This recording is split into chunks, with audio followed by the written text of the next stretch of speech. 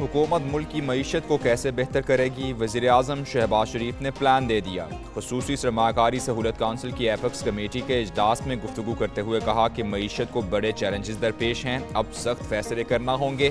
IMF سے ایک اور پروگرام لینا پڑے گا۔ معاشی چیلنجز سے نمٹنے کے لیے سب کا مل بیٹھنا خوش آئند ہے۔ اگلے ماہ IMF سے $1 ارب سے زیادہ رقم آئے گی۔ معاشی ترقی اور غیر ملکی سرمایہ کاری کے لیے SIFC اہم پلیٹ فارم ہے۔ وفاق اور صوبوں کو مل کر کام کرنا ہوگا۔ معاشی صلاحیت کے مکمل استعمال کے لیے محفوظ ماحول فراہم کیا جائے گا۔ افواج پاکستان معاشی بحالی کے اقدامات کی مکمل حمایت کریں گی۔ Army chief general Syed Asim Munir کی SIFC اجلاس میں یقین دہانی۔ اعلامیے کے مطابق کمیٹی نے پالیسیز کے تسلسل کی عزم کا اعادہ کیا۔ ملک کے وسیع تر مفاد میں مشکل معاشی فیصلے کرنے کا بھی عزم۔ سابق نگران وزیر اعظم انوار الحق کاکڑ نے بریفنگ دی۔ وزیر اعظم شہباز شریف کی ملک کے وسیع تر مفاد میں سیاسی اختلافات بالائے طاق رکھنے کی تلقین۔ وزیر اعظم سے چاروں وزراء اعلیٰ کی بھی ملاقات۔ وفاق اور صوبوں میں ورکنگ ریلیشن شپ بہتر بنانے پر اتفاق۔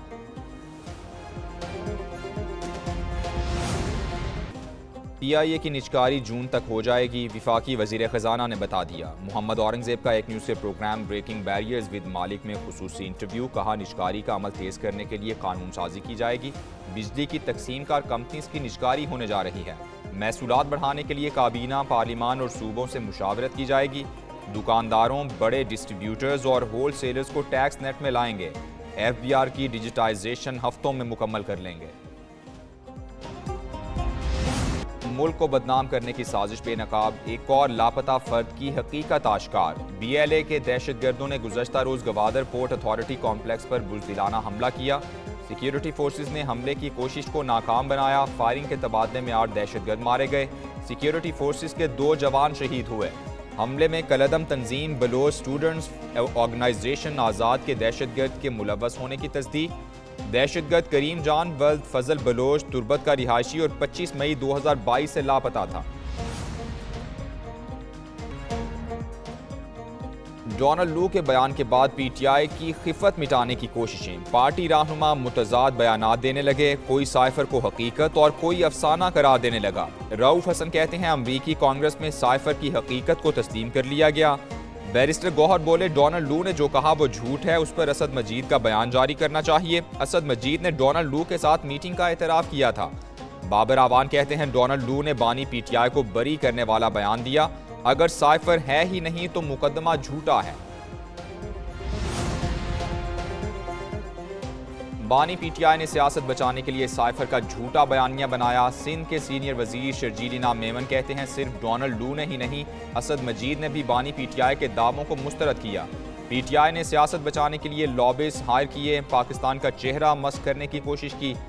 شیری رحمان نے کہا ڈونلڈ لو نے واضح طور پر سائفر بیانیہ جھوٹ قرار دیا۔ اب یہ طے ہو چکا کہ سائفر کو بنیاد بنا کر PTI نے سیاسی مقاصد کا تحفظ کیا۔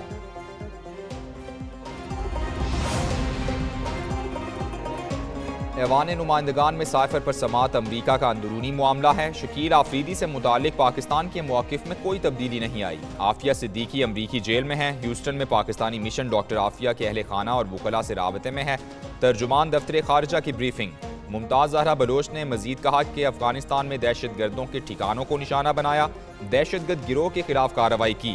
ہدف گل بہادر گروپ کے دہشت گرد تھے۔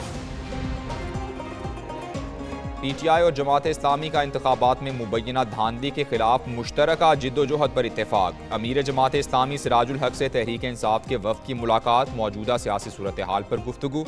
ملک میں آئین و قانون کی بالادستی اور پارلیمانی جمہوریت کے فروغ پر بھی اتفاق کیا گیا۔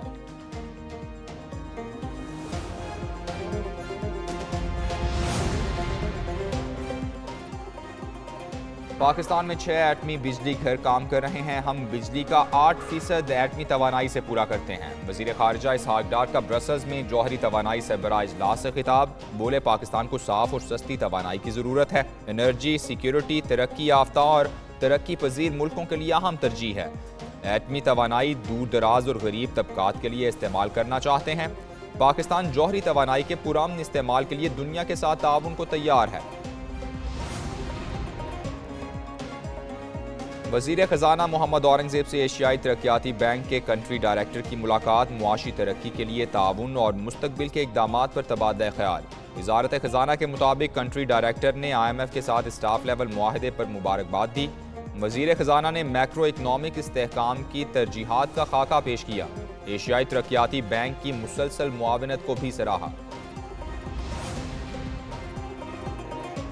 امیر بالاش ٹیپو قتل کیس میں اہم پیش رفت، جوائنٹ انویسٹیگیشن ٹیم کا زیر حراست ملزم احسن شاہ کے گھر چھاپا، 25 لاکھ روپے برآمد۔ ملزم کے موبائل فون سے قابل اعتراض تصاویر اور ویڈیوز بھی برآمد۔ ملزم احسن کی نشاندہی پر راوی روڈ پر ایک اور مبینہ ملزم کو حراست میں لے لیا گیا۔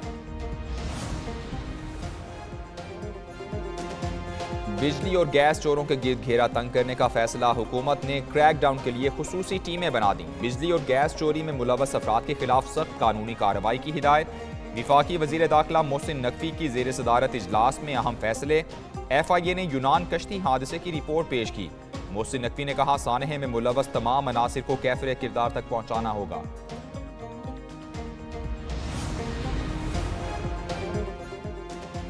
پنجاب اسمبلی کا ہنگامہ خیز بجٹ اجلاس، اپوزیشن کا شور شرابہ اور نعرے بازی۔ نامزد اپوزیشن لیڈر ملک احمد خان بھچر نے بجٹ پر بحث کا آغاز کیا۔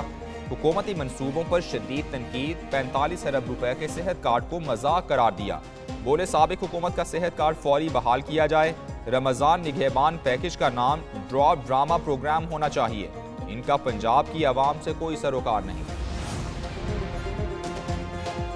چودھری پرویز الہی کی 4 پسلیاں ٹوٹ گئیں۔ سابق وزیر اعلیٰ کے اڈیالہ جیل میں گر کر زخمی ہونے کی تفصیلی میڈیکل رپورٹ منظر عام پر آ گئی۔ واش روم میں گرنے سے پرویز الہی کے ماتھے اور آنکھ کے قریب بھی چوٹ آئی، بایاں گھٹنا بھی زخمی ہوا۔ ڈاکٹرز نے پرویز الہی کو 2 ہفتے آرام کا مشورہ دیا ہے۔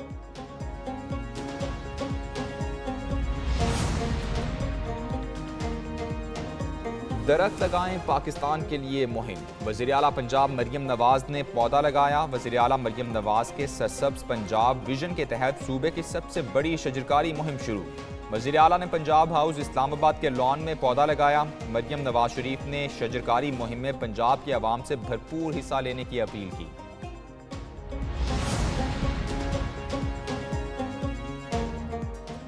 گرمی کی پیش قدمی روکنے کے لیے بادلوں کی صف بندی، ملک کے مختلف علاقوں میں بادلوں کا نیا سسٹم داخل۔ بلوچستان، خیبر پختونخوا اور بالائی پنجاب میں بارشوں کی پیش گوئی۔ راولپنڈی، اٹک، چکوال، فیصل آباد، گوجرانوالہ، پشاور، سوات میں بادل برسنے کا امکان۔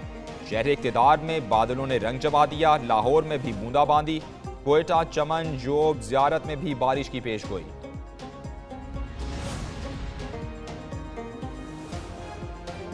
نئی دہلی کے وزیر اعلیٰ اروند کیجریوال کو گرفتار کر لیا گیا۔ بھارتی میڈیا کے مطابق اروند کیجریوال کو انفورسمنٹ ڈائریکٹوریٹ نے مبینہ شراب پالیسی میں خود بُرد کے الزام میں گرفتار کیا۔